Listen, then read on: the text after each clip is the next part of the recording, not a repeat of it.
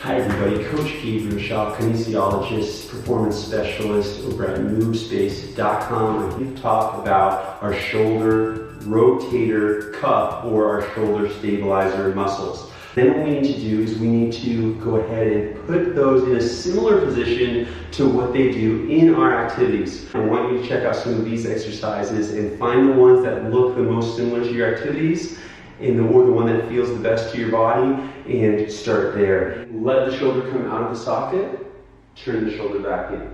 Let the shoulder come out of the socket, turn it back in. Very similar. However, where I make this a little bit more applicable to dance is by keeping a dance body position and dance body posture, locking those shoulder muscles in, engaging that shoulder stabilizer, and then starting to move my body. And I'm maintaining this shoulder connectivity.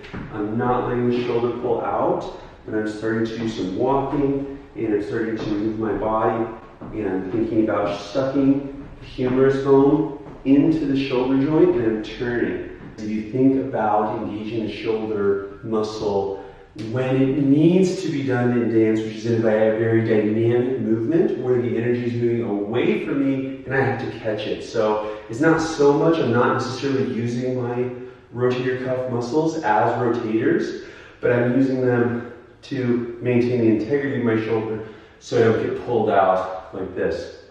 So a few ways I can train that. Take a weight, which I often do. I can go and do a split stance. I can activate those muscles, and I can start to do a little back and forth. I really like this because not only is it training those stabilizer muscles in my shoulder, but it's also keeping my shoulder nice and loose, which is really important for dance so I don't get that stiff arm feel. My arm is totally relaxed. Just my shoulders working a little bit to hold it. Obviously my legs are working like they would be in dance. You can really go quite heavy with this one, especially if you're a strong, capable person.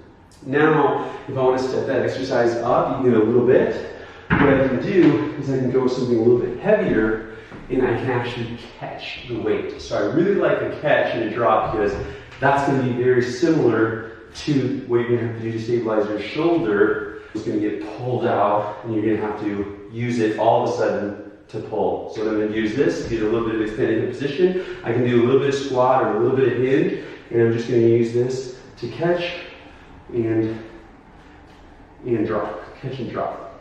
And this is something that you can use a little bit quicker if you want, or if you want, you can go a little bit heavier in this weight. Notice what I'm also doing is I'm rotating. So I'm getting some of that shoulder rotation, and I'm getting this catch, okay?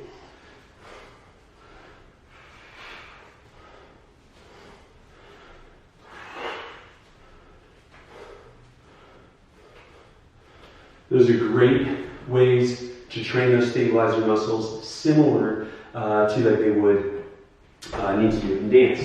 You can grab a cable, and I can do something similar to a throw with my external rotators, twisting my upper back.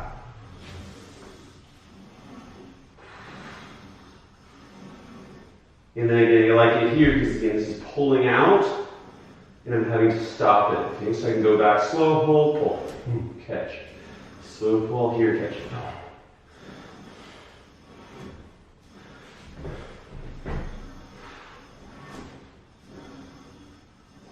Be careful with this one because it can actually be quite a lot. Showing just some other exercises people can do which can work their shoulder stabilizer muscles similar to sport.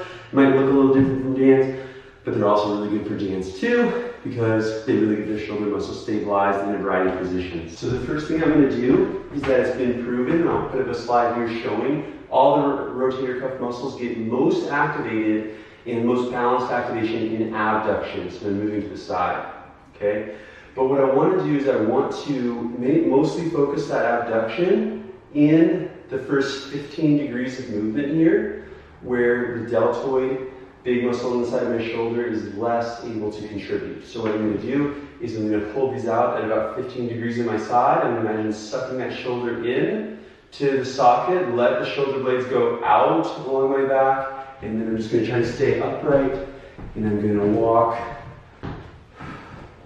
back and forth, holding those out. Boy, that does not take long before you notice the fatigue in your shoulders, especially when you're doing heavy weight.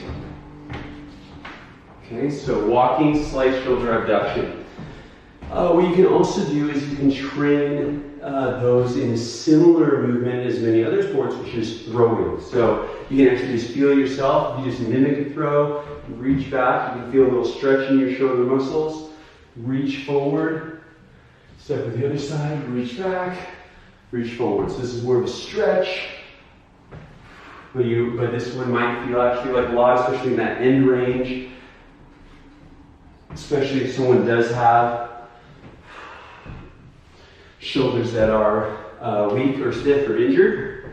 But I can go ahead and make that exercise a little bit harder by doing an actual throw. So this is a 4-pound ball that's filled with sand. What I'm going to do is I'm going to step back. I'm not going to let my shoulder fall behind the socket, but I'm going to keep it integrated to my body. And then I'm going to turn, get a little bit of stretch of that shoulder, throw that ball on the ground. Turn, pull, throw.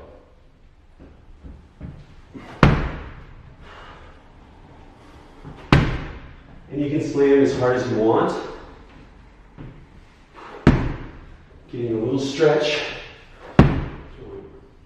Notice I'm externally rotating and then internally rotating to throw, okay? I'm strengthening the external rotators when I lift the ball up, stretching them when I go down. If you want, you can just work that. External rotation, internal rotation. External rotation, internal rotation. You should see how similar this is now to a throw. The other thing I can do is I can incorporate a little bit of a push. So even though the internal rotators maybe don't need as much because the lat's helping as well, certainly the internal rotator muscles, with the exception of our lats, the teres major, is pretty small, so it is important to work that internal rotation as well. I can do that with a push and internally rotate my hand as I'm pushing. See how I'm getting that shoulder stability in the opposite direction? I'm going to rotate back as I come back, rotate forward, push.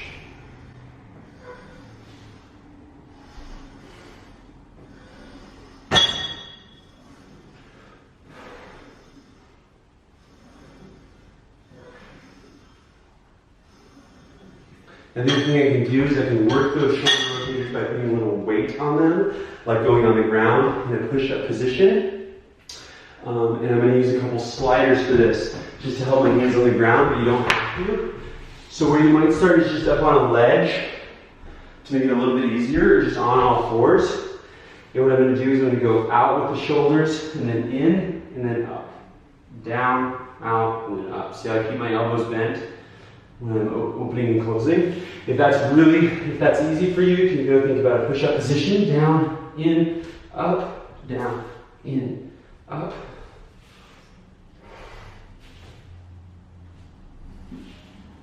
And that's quite a lot in a push-up position for my whole body. I'm also feeling a little bit of the shoulder. No problem there to start something like this. Out, rotate it, up. So those are some shoulder stability exercises for dancers. We also want to think about keeping strength through a full range of motion, but we'll have to wait for our shoulder resistance stretching video for that. If you have any questions, let me know. If you're looking for more stability or mobility exercises like this one, join our community plan over at movespace.com. Thanks a lot. Hope that helps. Stay healthy, stay connected. Peace.